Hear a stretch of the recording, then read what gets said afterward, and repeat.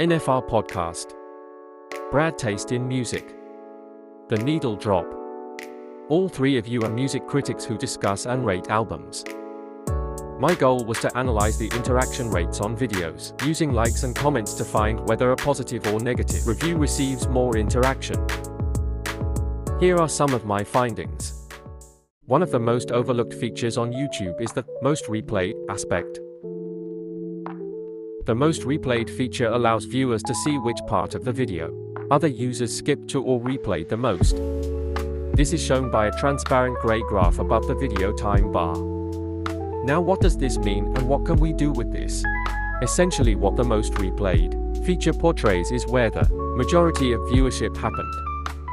The format for all three creators is the introduction to the artist and album, the review, then finally the score at the end. Since we can see in a vast majority of videos I collected, that for each video there are large spikes in replay value at the end where scores are given. This means the majority of viewers skip to the end of a video to see the score an album was given.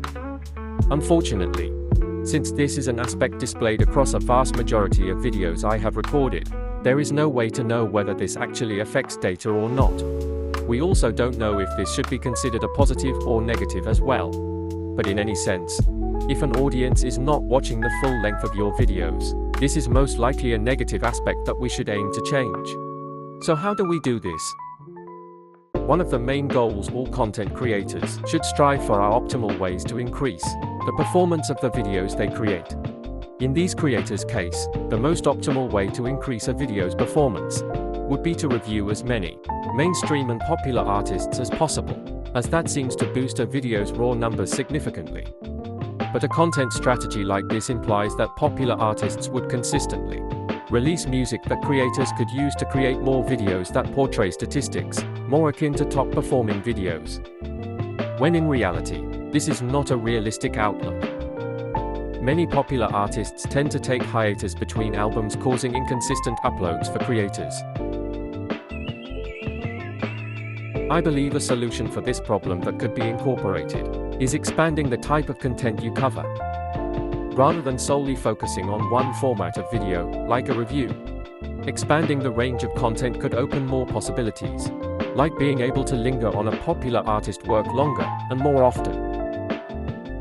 Since we know from the data that popular artists increase raw number performance, mainly views, this would decrease the inconsistency of views between each popular release, boosting the overall performance of videos. I believe this method would also create a more loyal fan base that is willing to watch the entirety of videos. When review videos do come out, that same loyal fan base would actually watch videos rather than skipping to the end. Another solution that could be implemented is starting controversy. And not controversy in the negative sense, but more so what I mean is hot takes, which are strong opinions on something that usually goes against common public belief. Usually a high or low score given to an album is enough of a hot take, but we can do better by including hot takes during the discussion part of a review. The first thing it would do is encourage more watch time on videos. As audiences familiarize themselves with this new habit, audiences would watch videos, anticipating what and where the next hot take is. Hot takes also encourage other forms of engagement like clipping, which is a form of shorter content where viewers take small snippets of videos and repost it online. This is essentially a form of free advertisement.